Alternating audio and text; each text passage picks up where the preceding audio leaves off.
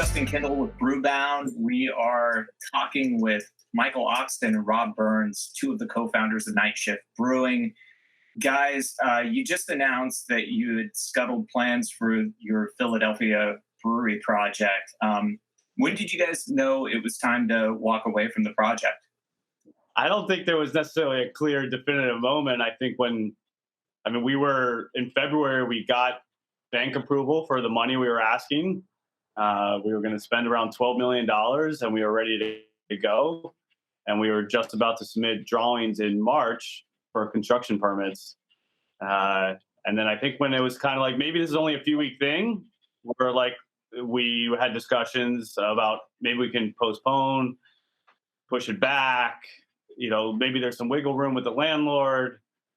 And then as this got deeper and deeper, I was like, oh God, this is going to be a lot longer than 2 weeks. And who knows what the demand side, who knows how familiar people are going to, or comfortable people are going to be to come outside and have beers.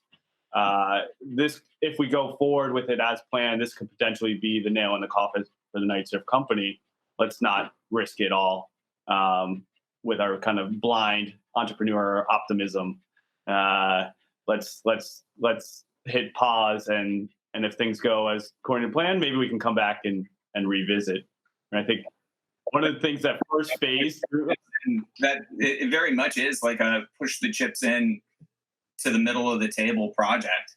To some extent, it was that even to begin with, but we were really confident in kind of the products and our plans and the feedback we got in Philadelphia that this was going to be a relatively safe all-in bet, especially knowing how much volume we contract brew and things like that.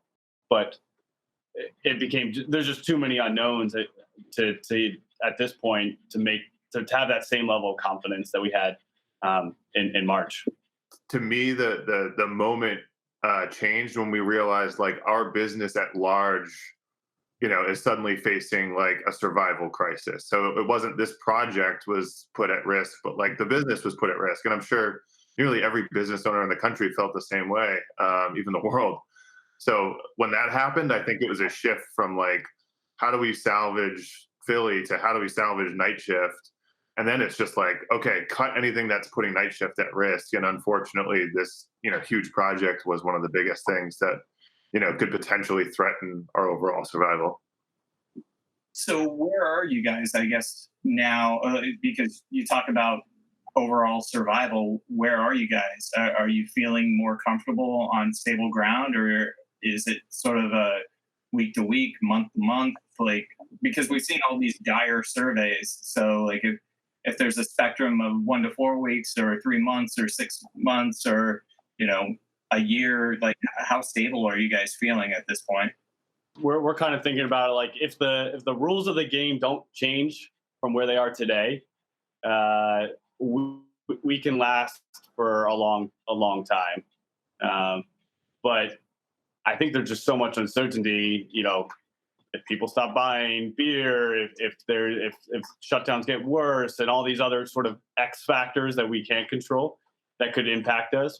But we're feeling confident that we'll be, given the loss of the Philadelphia project, be able to survive for 12 plus months at this current rate. I mean, we're not operating at full, employee count. We're not spending the same amount of money. Some people are on reduced salaries. We've cut marketing expenditures and all that sort of stuff, but we've cut to a point where we're sustainable. I think we're able to exist, but not necessarily thrive. We're making the changes we have to make to survive, if that makes sense. So like we're confident, but like at the same time, we're reacting, right? And we're evolving our plan every day. So you kind of have to be nimble. I mean, we didn't start by doing home deliveries, but now we're doing home deliveries because, that became an opportunity that allowed us to bring in a little more revenue. That 50% merch sale that you mentioned, like that came about because, we were backed up on a lot of merch and, cash in the door is really helpful right now. All the little small things we can do to just sort of like keep money coming in and keep us afloat. I mean, I think we can weather the storm okay. But like Rob said, it's just scary not knowing what tomorrow, is going to look like with some level of certainty. you can't ever know, but I feel like now more than ever, you really can't know. Yeah, it's definitely one of those. Like, I hear it so often from people. I'm in survival mode. I'm just taking it as it comes, and to be sort of reactionary, it feels.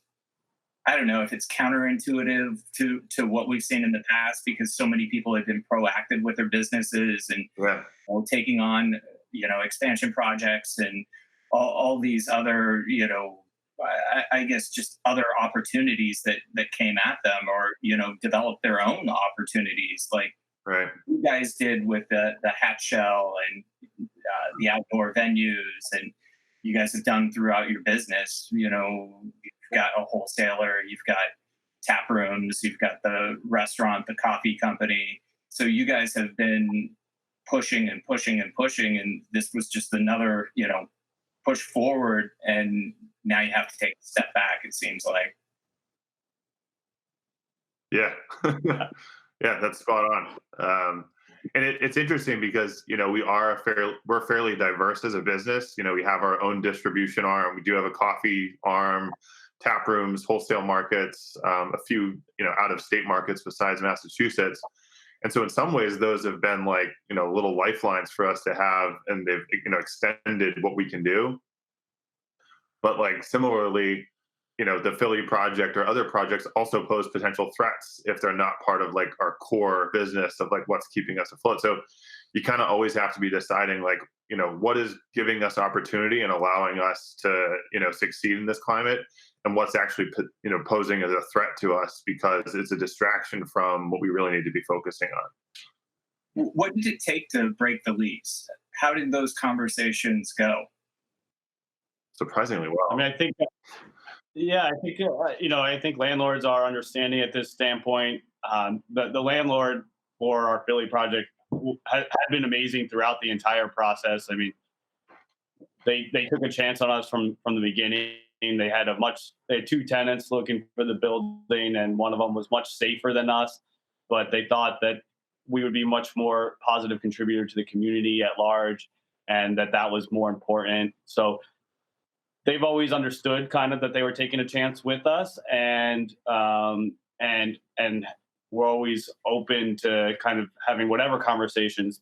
From day one, they always asked for transparency, and we gave it to them, and they gave it to us. So I think they understood the predicament we were in, and kind of at the very beginning too of this project, they asked if they could give the building, because it was under kind of our possession, so to speak, to the city of Philadelphia to help with packing meals for Philadelphia residents rent free, and we immediately approved that. So we've always been flexible, and they've been flexible, and thankfully we were able to come to kind of agreeable terms of how best to part ways. But I think we've left the door open that, hey, in 2 years, if there's still a building that they own, and we're interested, that they would be willing to talk with us. That was another thing I was going to ask you about, because the letter seemed to leave the door open to revisiting this project. So that's something that you guys are interested in doing down the line? Yeah, I mean, it's so hard now we don't know what next week looks like, let alone 2 years from now look like. So it's still hard to predict, but we still have a capacity problem to solve. We can't make enough beer in our own facilities, and we got to figure out how to do it. And we still believe that the Philadelphia market would be a strong one, and makes a lot of sense for a number of reasons for our business. I think it's now just about when and where, and adjusting the scope, or starting smaller, or looking at different ways to get it done, or just starting with just distribution down there is something that, and not actually planting a physical location in there in the state. So you guys are looking at potentially distributing in the state. You haven't started that yet?